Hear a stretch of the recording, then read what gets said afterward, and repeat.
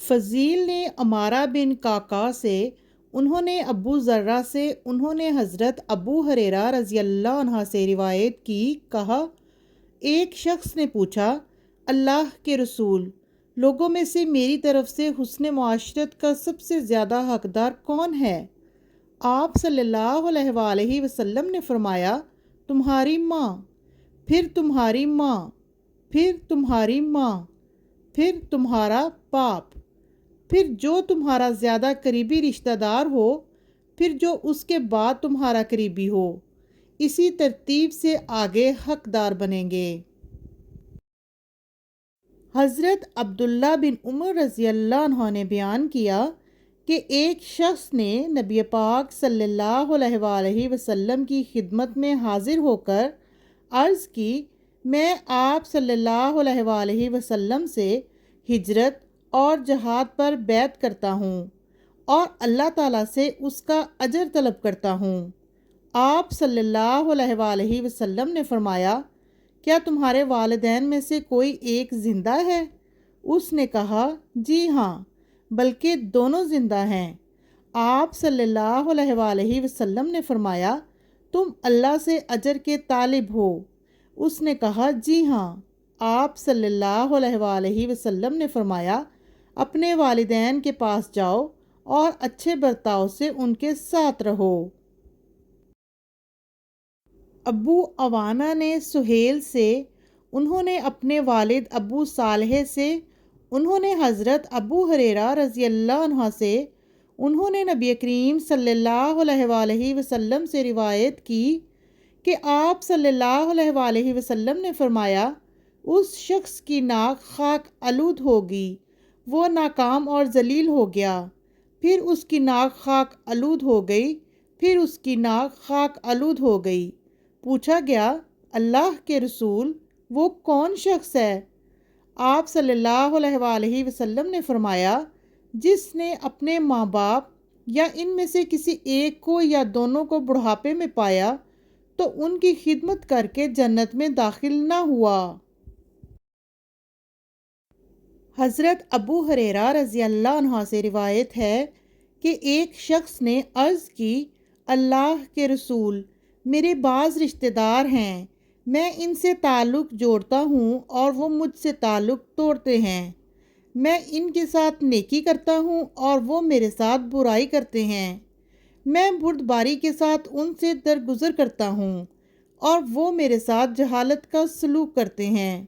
آپ صلی اللہ علیہ وآلہ وسلم نے فرمایا، اگر تم ایسے ہی ہو جیسے تم نے کہا ہے تو تم ان کو جلتی راکھ کھلا رہے ہو، اور جب تک تم اس روش پر رہو گے ان کے مقابلے میں اللہ کی طرف سے ہمیشہ ایک مددگار تمہارے ساتھ رہے گا۔ امام مالک نے ابن شہاب سے، انہوں نے حضرت انس بن مالک رضی اللہ عنہ سے روایت کی کہ رسول اللہ صلی اللہ علیہ وآلہ وسلم نے فرمایا، ایک دوسرے سے بغض نہ رکھو، ایک دوسرے سے حسد نہ کرو، ایک دوسرے سے روگردانی نہ کرو، اور اللہ کے بندے ایک دوسرے کے بھائی بن کر رہو۔ کسی مسلمان کے لیے حلال نہیں کہ 3 دن سے زیادہ اپنے بھائی سے تعلق ترک کیے رکھے۔ اعرج نے حضرت ابو ہریرہ رضی اللہ عنہ سے روایت کی کہ رسول اللہ صلی اللہ علیہ وآلہ وسلم نے فرمایا، بدگمانی سے دور رہو، کیونکہ بدگمانی سب سے زیادہ جھوٹی بات ہے۔ دوسروں کے ظاہری عیب تلاش کرو، نہ دوسروں کے باطنی عیب ڈھونڈو۔ مال و دولت میں ایک دوسرے کے ساتھ مسابقت نہ کرو، ایک دوسرے سے حسد نہ کرو، آپس میں بغض نہ رکھو، ایک دوسرے سے روگردانی نہ کرو، اور اللہ کے ایسے بندے بن کر رہو جو آپس میں بھائی بھائی ہیں۔ داؤد بن کیس نے ہمیں عامر بن کریز کے آزاد کردہ غلام ابو سعید سے، انہوں نے حضرت ابو ہریرہ رضی اللہ عنہ سے روایت کی کہ رسول اللہ صلی اللہ علیہ وآلہ وسلم نے فرمایا، ایک دوسرے سے حسد نہ کرو، ایک دوسرے کے لیے دھوکے سے قیمتیں نہ بڑھاؤ، ایک دوسرے سے بغض نہ رکھو، ایک دوسرے سے منہ نہ پھیرو، تم میں سے کوئی دوسرے کے سودے پر سودا نہ کرے، اور اللہ کے بندے بن جاؤ جو آپس میں بھائی بھائی ہیں۔ مسلمان دوسرے مسلمان کا بھائی ہے، نہ اس پر ظلم کرتا ہے، نہ اسے بے یار و مددگار چھوڑتا ہے، اور نہ اس کی تحقیر کرتا ہے۔ تقوی یہاں ہے۔ اور آپ صلی اللہ علیہ وآلہ وسلم نے اپنے سینے کی طرف 3 بار اشارہ کیا، پھر فرمایا، کسی آدمی کے برے ہونے کے لیے یہی کافی ہے کہ وہ اپنے مسلمان بھائی کی تحقیر کرے۔ ہر مسلمان پر دوسرے مسلمان کا خون، مال اور عزت حرام ہیں۔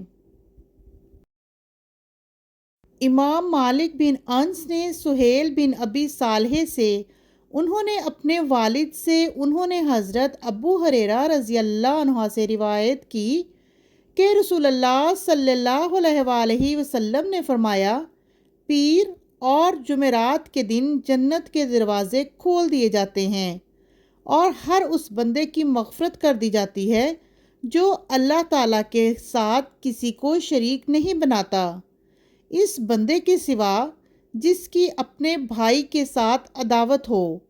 چنانچہ کہا جاتا ہے، ان دونوں کو مہلت دو حتیٰ کہ یہ صلح کر لیں، ان دونوں کو مہلت دو حتیٰ کہ یہ صلح کر لیں، ان دونوں کو مہلت دو حتیٰ کہ یہ صلح کر لیں، اور صلح کے بعد ان کی بھی بخشش کر دی جائے۔ حضرت ابو ہریرہ رضی اللہ عنہ سے روایت ہے، کہا، رسول اللہ صلی اللہ علیہ وآلہ وسلم نے فرمایا، اللہ تعالیٰ قیامت کے دن فرمائے گا، میرے جلال کی بنا پر ایک دوسرے سے محبت کرنے والے کہاں ہیں؟ آج میں انہیں اپنے سائے میں رکھوں گا۔ آج کے دن جب میرے سائے کے سوا اور کوئی سایہ نہیں۔